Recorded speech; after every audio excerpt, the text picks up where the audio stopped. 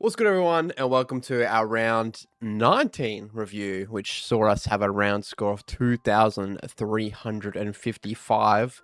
In the top 7% for the round. It was back on the higher end compared to last week, but still not what I want to be at. Nevertheless, we went up 311 in the season rankings, which puts us back into the top 2,000. Now, the goal is to be in that top 1,000 by the end of the year. But with the amount of carnage and force changes that a lot of people are having, I'm not sure that's going to be done because I'm experiencing those same issues as well. So let's go into it straight away. Go into each individual pick. What went well, what went poor, who's in my chopping block, who I need to move, because there is a few blokes in here that are really starting to grind my gears a bit.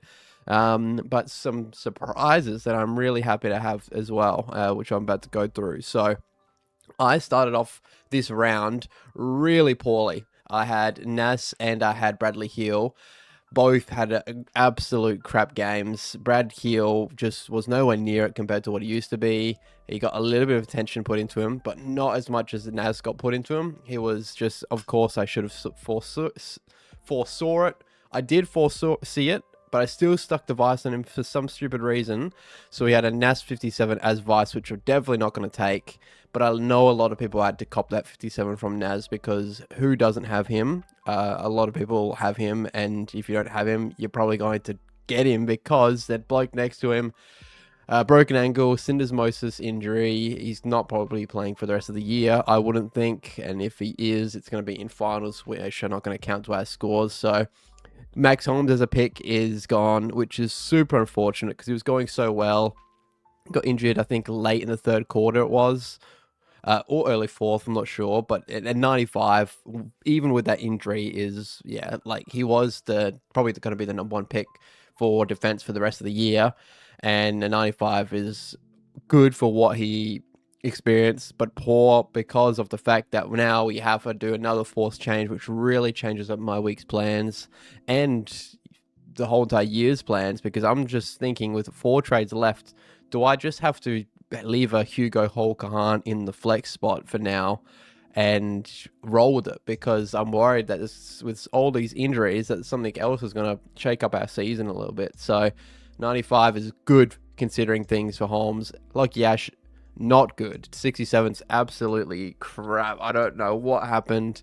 I think GWS, it's just, I don't understand GWS. Like, how can you win 1 week against Freo and then you go out the next week and you lose to Essendon?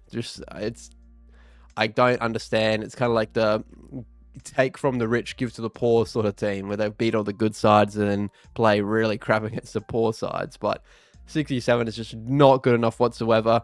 Whitfield was an inclusion, and he scored his bang on average of 102. Lost money, which is fine by my standards because there's not a whole lot of other options back down in defense anymore. Worrell, he has not done much for me since I brought him in. Let's have a look at what he's put out for me. So I think I brought him in here, this sort of stage. He got a 115 and then 81, 78, 79, which is really poor stretch of form when you're considering all these higher scores he's been doing throughout the year. So I'm going to hold it because I've got no other options. You just hope he comes good with a softer draw coming home, as the Crows do have a softer draw. So we just hope that it works out. And I hope Wayne Miller gives him a little bit more points because Miller has been stealing a lot of Warriors points. And then Houston, welcome to the party, 107. It's kind of crazy that for... I don't know if this is happened for me at older in the year. Dan Houston is my highest defender for the whole entire week. That's kind of crazy. But considering all the carnage I had, it's probably time that I had a bigger score come out of Dan Houston to make up for it. So really happy with that. Dirksen, 47, is losing me money, which is so unfortunate because I need to be making force changes like your Holmes. But at the same time, I'm losing money with my Dirksen and coming prospects. So it's a game of, do I leave Holmes on the bench this week because I know he's not going to lose cash, or what do I do? We'll have to get to that later on in the week. And Anad, a 55, which is fine. He continues to rise as well. Then my captain, serviceable score of 116 from Dacos. You think he was the top scorer of a low-scoring Collingwood team.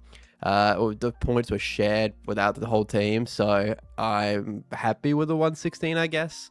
I was considering putting it on the Bont, of course I was, but 116, considering I had a 57 as my vice, it's not. I'm not going to complain about a 116. It got me over the line, but if I got the Bont on the captain score, I would have had a massive one. Bont with the 155 absolutely did everything he needed to in the midfield against the Suns. And I've just absolutely loved that game scoring wise for myself, except Petrarca, which we'll talk about in a moment. But really happy with the 155. Of course you are. Clayton Oliver, a lower end 83, which is reflective of GWS's performance, but 83 is still not great. And may as well have gone to Callahan with a 79, also not great. Was really slow going. It looked soft at stages, but it's just how GWS are going at the moment. Their poorer performances are displaying in their scores, and that's the issue with having a lot of GWS and having a lot of Gold Coasters. If they have a bad game, you're going to know about it for sure. LDU 108, if he can consistently average out for the rest of the year, as that is his average, I am so happy with that. I'll take that every day of the week. And Zach Merrett 145 is also super crazy. He willed Essendon to the win. I think he was super just everywhere. So much touches to halftime compared to everyone else. Was doing absolutely everything in and down and under. 145 compared to that 40 or so he gave us a couple weeks ago. Or was it last week? It was last week. That's just an absolute flipping scores. You've got 49 one week, questioned throughout the week to a 145, almost 100 more than what you scored the week before. Great response, and that's why the 49 from Merrett was a bit uncharacteristic, because of the fact that I know he's capable of these ceiling scores and has been ultra consistent for a lot of people through Supercoach. Already spoke at Callahan with a 79, and then Matty Rao 142. For once, I think his contested possessions actually paid off this time, because a lot of the time he does get his contested possessions and tackles and all sorts, but he doesn't really handle the ball well. And when he does handle the ball, it's a lot of hand passing. So a 142 is brilliant from Matt Rao, especially what we picked him up at. He's been a serviceable pick, but since we picked him up, I think it was around this mid stage after his bye. He's not been bad for me since I picked him up. A couple lower scores here and there, but he's been pretty decent, which I will take for his price point. And then Cumming was just fine with a 70. We had to use Cumming this week because Horny was out for a stupid, it shouldn't have been a break, but it was a break of a week for a bump.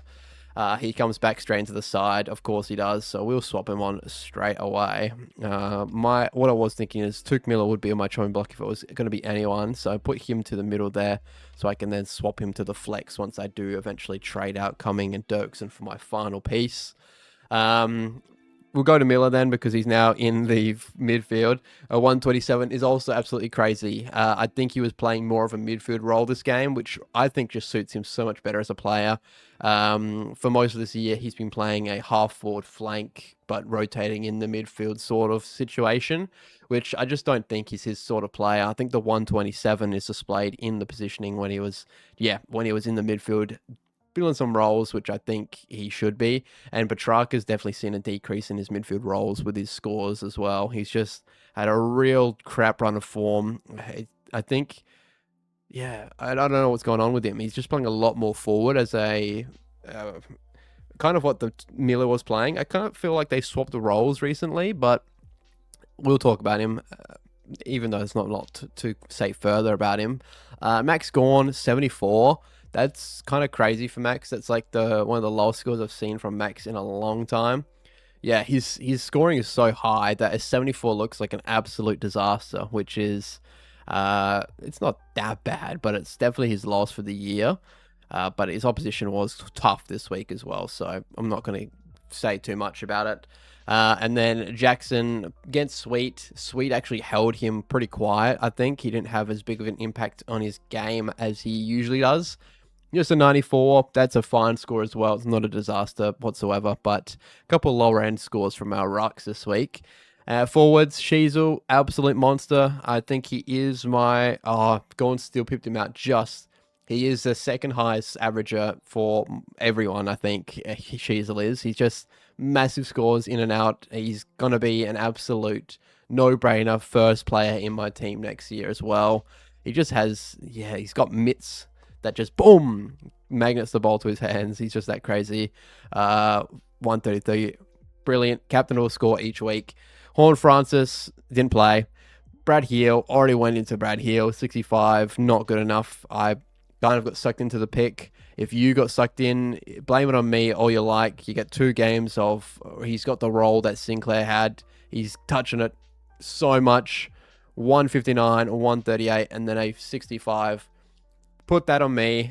I'm the one that has ruined the pick. And if my luck goes as it has for most of the year when it comes to injuries and carnage, he is going to be an awful pick from here on out. So keep an eye on that one for sure. Durham has been an awesome pick for me, a 113, since we brought him in at that, I think that break there. We've had all of these scores, which have been crazy. I think actually we missed out on the 128. We brought him in here. So we've had decent scores from him, all above 110. So you take that, and then a pick at 126 as well. You also take that. He's become a little bit more consistent after that mid-patch in the year where he gave me a lot of these scores, 65, 60, and I was getting real narky with him. One lower end here, 54, but he's given us these massive ones. And then he's averaging around that, hovering around that 100 region from now on. Hopefully he can keep that form for the rest of the year. And then Petrarca, 70. I'm also going to bring up his scoring chart. I'm doing this with every player, but he's just had an awful run of form. Came out the gates absolutely firing, and he was a great pick. I don't think I had him here. No, I think I did. He went out injured, and I had to bring him in because of the bigger scores, and that was a great pick at the time because he was giving me these scores. And then his run of form recently has just been super poor. 117 in there, but a 55, a 59, and now a 70. That's really poor run of form, but it's also displayed in Gold Coast's, like the actual standings. They're pretty crap at the moment. Almost some Ports level, which is crazy with the list that the Gold Coast have at the moment. With all Ports injuries, I think Port are 1 game away from matching them on games, so it's pretty crazy. And then McKenna, 28, fine. He's lost money, but I was going to move him last week or the week before. At this rate, I'm probably not going to move him at all, and I'm just going to use him as cover because I don't think the Lions are dropping him anytime soon. And then Hugo in our flex, probably been the best rookie pick for the year. Pickup, you got all these consistent 96, 61, 73, 89. I think that he is, out of anyone in this back end of the year, the most on-field player that you can play. Unless you had picked up Franco, whatever you pronounce it. He's an absolute gun. He's putting up some massive scores right now. So that's what we've got going for us this week. The real question we have to think about is look at the salary left. We have 200,000. Do we put all eggs in one basket, and do we move on a Dirksen and we move on a Cumming for our last final position player, put Holmes to the bench, and then trade Holmes next week? That would leave us with one final trade to make if there is any injuries. I'm thinking that's probably my only solution at this rate is I have to move on some of the guys that are losing money on the bench. I do want to fill my last position, and I have someone in mind that I want for that position. I think I'm going to disclose that later on in the week in my final trades and captain videos, because there are going to be some trades made this week regardless if it is Holmes or if it is Dirksen and Cumming and or McKenna, we'll see what the situation happens. It's really something to have a look at, I reckon. So I'm going to be doing my research during the week, seeing what I want to do, what projects me best for our finals matchup, because we're almost entering that stage soon. We've got 4 rounds to go, including the one that's upcoming. So yeah, there's a lot to think about. So thanks everyone as always for hanging out with me and watching this. Please give us a thumbs up or a share or a comment or whatever. Yeah, I thank you for being that one viewer that did watch it in the first place. And as always, I'll catch you in the next one. Peace out, y'all.